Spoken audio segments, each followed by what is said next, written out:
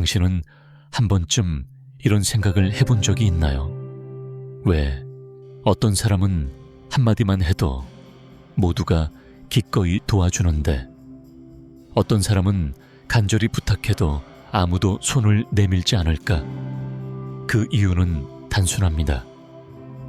이 세상에서 사람들은 동정심으로 움직이지 않습니다. 그들을 움직이는 것은 자신의 이익입니다. 오늘 우리는 차갑지만 강력한 진실 하나를 이야기하려 합니다. 도움을 구할 때는 상대의 이익을 자극하라. 결코 그들의 동정심이나 감사심에 호소하지 말라. 이것은 단순히 부탁하는 기술이 아닙니다. 인간 사회에서의 권력, 소통, 그리고 성공의 근본 원칙입니다. 인간은 인정하든 하지 않든 결국 이익에 의해 움직이는 존재입니다. 동정심, 감사함, 일시적인 감정은 잠시 마음을 흔들 수 있을 뿐입니다. 하지만 이익, 그것이 물질적이든 정신적이든 간에 사람을 오래도록 행동하게 만드는 진짜 동력입니다. 누군가에게 도움을 구하면서 이렇게 말한다면 어떨까요? 저를 도와주세요. 저는 지금 힘들어요. 그 말은 잠시 상대의 마음을 누그러뜨릴 수 있습니다. 하지만 도움을 준 뒤 그들은 피로감을 느낍니다. 왜냐하면 누구도 언제나 구원자의 역할을 하고 싶지는 않기 때문입니다. 반면 이렇게 말한다면 상황은 달라집니다. 저를 도와주신다면 당신에게도 이런 이익이 돌아갈 겁니다. 그 순간 심리의 균형이 바뀝니다. 상대는 감정에 휘둘리는 희생자가 아니라 공정한 이익의 교환자로 느낍니다. 이것이 사회가 작동하는 근본적인 원리입니다. 모든 행동은 이익의 교환 위에 세워져 있습니다. 사업에서도 마찬가지입니다. 누구도 동정심 때문에 투자하지 않습니다. 그들은 수익의 가능성을 보기 때문에 투자합니다. 직장에서도 그렇습니다. 누구도 불쌍해서 당신을 승진시키지 않습니다. 그들은 당신이 가치를 창출할 수 있는 사람 또는 미래의 동맹이 될 사람이라고 믿기 때문에 돕는 것입니다. 심지어 우정이나 사랑 속에서도 이익은 존재합니다. 단지 그것이 물질적인 이익이 아닐 뿐입니다. 사람들은 당신 곁에 있을 때 자신이 더 나은 사람처럼 느껴지고 당신이 주는 감정, 신뢰, 긍정적인 에너지에 끌립니다. 이 진실을 이해하게 되면 알게 됩니다. 동정심에 호소하는 것은 존중을 잃는 가장 빠른 길이며 이익에 호소하는 것은 지속적인 협력을 얻는 가장 현명한 길이라는 것을 이익, 모든 인간관계의 공통 언어. 한번 생각해 보세요. 우리의 삶에서 모든 관계는 보이지 않는 교환의 형태로 유지됩니다. 누구도 순수한 선의만으로 영원히 누군가를 돕지 않습니다. 그리고 아무도 아무런 보상을 느끼지 못한 채 끝없이 사랑할 수는 없습니다. 이것이 인간의 본질입니다. 그리고 결코 나쁜 것이 아닙니다. 왜냐하면 이익이란 단지 돈이나 권력만을 의미하지 않기 때문입니다. 그것은 존중, 신뢰, 안정감, 그리고 성장의 기회일 수도 있습니다. 사람들은 이렇게 느낄 때 기꺼이 도와줍니다. 그를 돕는 것은 곧 나 자신을 돕는 일이다. 예를 들어봅시다. 어떤 직원이 상사의 신뢰를 얻고 싶다면 단순히 기회를 주셔서 감사합니다 라고 말하지 마세요. 대신 이렇게 말해야 합니다. 이 프로젝트가 성공하면 회사의 성과가 2배가 될 겁니다. 그 책임은 제가 지겠습니다. 이 말은 단순한 감사의 표현을 넘어 쌍방의 이익을 명확히 드러내는 제안이 됩니다. 정치나 비즈니스 세계에서도 마찬가지입니다. 성공하는 사람들은 언제나 상대의 이익을 움직이는 법을 압니다. 그들은 도움을 구하지 않습니다. 상대가 스스로 돕고 싶어지게 만드는 이유를 창조합니다. 토머스 제퍼슨은 이렇게 말했습니다. 누군가를 움직이고 싶다면 그 행동이 그에게 이익이 된다는 것을 보여줘라.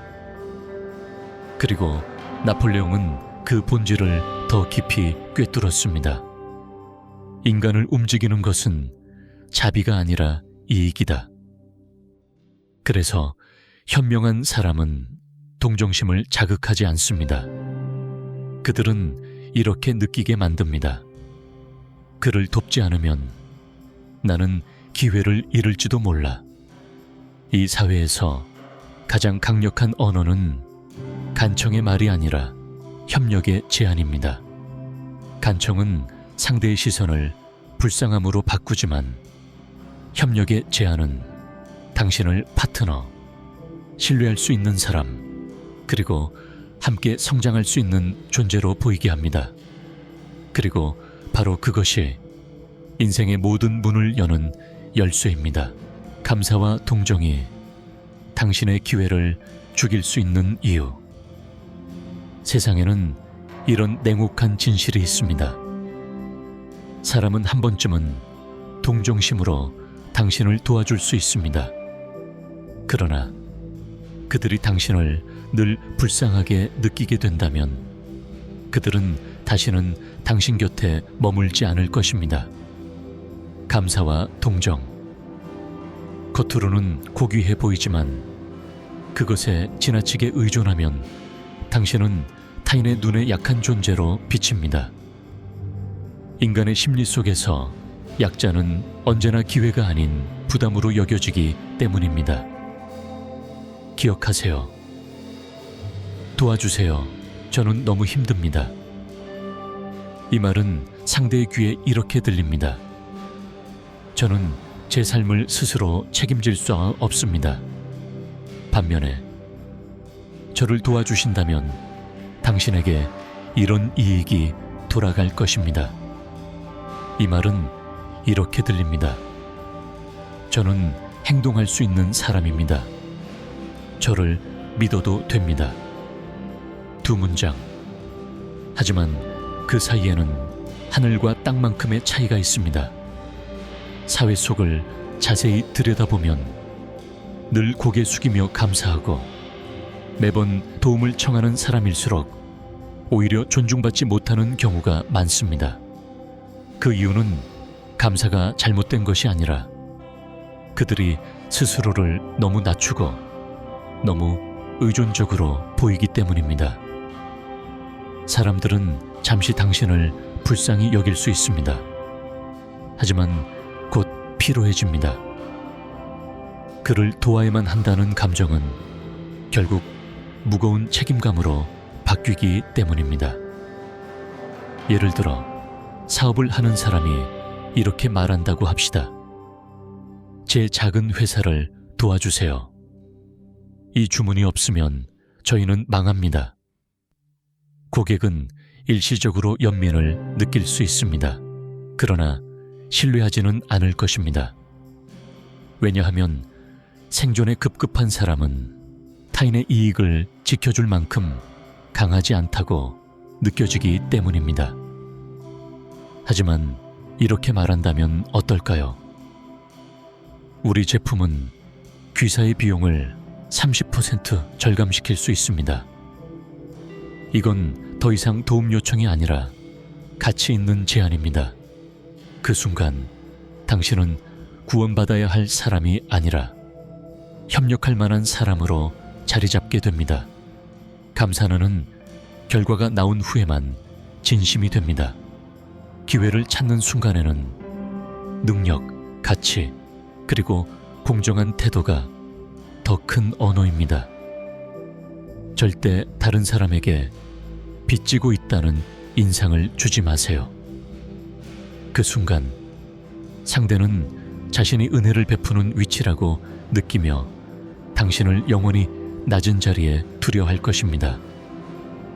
그들은 당신을 도울 수는 있지만 결코 당신을 존중하지는 않을 것입니다. 기억하세요. 존중은 도움보다 더 중요합니다. 오늘 누군가가 당신의 제안을 거절하더라도 괜찮습니다.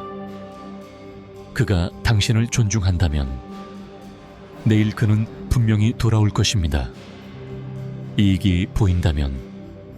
하지만 당신이 그에게 연민만을 불러일으켰다면 그는 감정이 식는 순간 가장 먼저 등을 돌릴 사람이 될 것입니다. 이 세상은 도와달라고 말하는 사람의 것이 아니라 함께 이기자고 제안할 줄 아는 사람의 것이다. 두 부류의 사람을 가르는 차이는 말의 방식, 그리고 그 말이 상대에게 어떤 감정을 불러일으키느냐에 있다. 한쪽은 이렇게 말한다. 저를 도와주세요. 다른 한쪽은 이렇게 말한다. 우리 함께 이 일을 해볼 수 있을 것 같아요. 단순해 보이지만 이 두 문장은 심리적으로 전혀 다른 세계를 만든다. 첫 번째 문장은 상대에게 당신이 나의 짐을 져야 한다는 부담을 준다. 두 번째 문장은 당신이 참여하면 당신도 이익을 얻을 수 있다는 기회의 초대장이 된다. 1단계. 공동의 이익을 명확히 하라. 말을 꺼내기 전 스스로에게 물어야 한다. 이 사람이 나를 도왔을 때 그에게 어떤 이익이 있을까? 예를 들어 당신이 어떤 선배의 도움을 원한다면 이렇게 말하지 말라. 선배님, 저는 아직 미숙하니까 도와주세요. 대신 이렇게 말하라. 선배님의 경험을 배우고 싶습니다.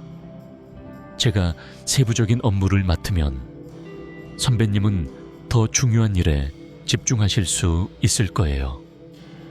이 한마디는 상대의 가치를 인정하면서 동시에 그의 이익이 보장되는 구조를 만든다. 2단계. 투자할 만한 사람임을 보여라. 사람은 도와야 하는 사람보다 도와줄 만한 사람에게 마음이 간다. 즉, 당신에게 투자하는 것이 현명한 선택처럼 느껴져야 한다. 고통이나 결핍을 강조하지 말고 노력과 가능성을 보여줘라. 프로젝트의 80%는 이미 완성했습니다. 남은 부분은 선배님의 전략적 시각이 있다면 훨씬 완벽해질 거예요. 이렇게 말하면 상대는 느낀다. 내 한 번의 도움이 큰 결과를 만들겠구나. 3단계. 공정한 언어를 사용하라. 언어는 관계의 힘의 균형을 만든다. 저를 좀 도와주세요. 이 말은 당신을 구해야 할 사람으로 만든다. 반면 함께 한다면 더 좋은 결과를 낼 수 있을 것 같아요. 이 말은 당신을 가치 있는 협력자로 만든다. 말 몇 마디의 차이가 당신의 위치를 완전히 바꾼다. 4단계. 감사를 말할 타이밍을 알라. 결과가 나오기 전의 감사는 애원의 신호로 들릴 수 있다. 너무 일찍 고개를 숙이지 말라. 진짜 감사는 결과로 보여주는 것이다. 성공한 결과로, 신뢰로. 당신의 선택이 옳았다는 증거로 말하라. 결국 모든 부탁을 협력의 제안으로 바꾸는 순간 당신은 단순히 도움을 받는 사람이 아니라 존중받고 신뢰받고 그리고 오래도록 선택받는 사람이 된다. 이 세상은 동정심으로 움직이지 않는다. 이익의 교환으로 움직인다. 이 법칙을 이해하는 사람은 삶을 단순히 살아가는 것이 아니라 게임의 흐름을 주도하는 사람이 된다. 실패한 사람은 이렇게 믿는다. 내가 착하면 사람들은 나를 불쌍히 여길 거야. 하지만 성공한 사람은 이렇게 안다. 내가 가치 있는 사람이면 사람들은 나를 필요로 할 거야. 이 두 문장, 하나는 환상, 다른 하나는 힘이다. 당신은 타인의 동정을 영원히 얻을 수는 없다. 그러나 그들이 당신을 필요로 하게 만들 수는 있다. 그리고 그 순간 관계는 비로소 진짜로 단단해진다. 세상을 보라. 훌륭한 사업가는 자금을 구걸하지 않는다. 그들은 수익으로 설득한다. 유능한 직원은 승진을 애원하지 않는다. 성과와 실력으로 증명한다. 현명한 사람은 사랑을 빌지 않는다. 사랑받을 가치를 만들어낸다. 이것이 바로 이익의 예술이다. 음모가 아니라 성숙한 자의 통찰이다. 기억하라. 아무도 당신에게 호의의 빚을 지지 않는다. 아무도 당신을 도와야 할 의무가 없다. 그리고 당신의 고통을 당신만큼 진심으로 신경 쓰는 사람은 없다. 그러나 만약 당신이 이렇게 말할 수 있다면, 저를 도우시면 당신이 원하는 것을 얻을 수 있습니다. 그때 당신은 세상의 공통 언어, 즉 이익의 언어로 말하고 있는 것이다. 그러므로 동정을 구하지 말고 도움이 투자로 보이게 하라. 그 순간 당신은 더 이상 구하는 사람이 아니라 동기를 자극하고 행동을 이끄는 사람이 된다. 그리고 바로 그때 당신은 약자가 아니라 관계를 움직이는 주체가 된다. 결론: 동정을 구하지 마라. 그것은 잠깐뿐이다. 감세만 기대지 마라. 그것은 쉽게 잊힌다. 이익을 제시하라. 그것만이 사람을 오래 붙잡는다.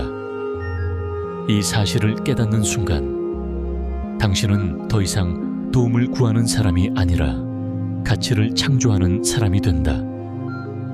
그리고 사람들은 자발적으로 당신 곁에 서게 될 것이다.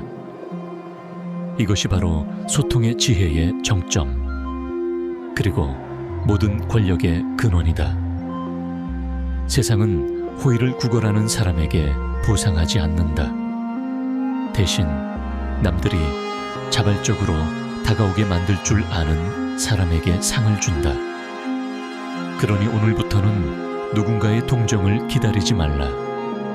대신 그들이 당신과 함께하고 싶게 만들어라. 그것이 바로 이해의 힘, 그리고 인생을 진정으로 주도하는 첫걸음이다. 마지막 메시지. 이 영상이 당신에게 새로운 관점을 주었다면 좋아요를 눌러 당신의 공감을 알려주세요. 구독을 눌러 더 깊은 사고, 심리의 힘, 그리고 인생의 지혜를 함께 탐구합시다.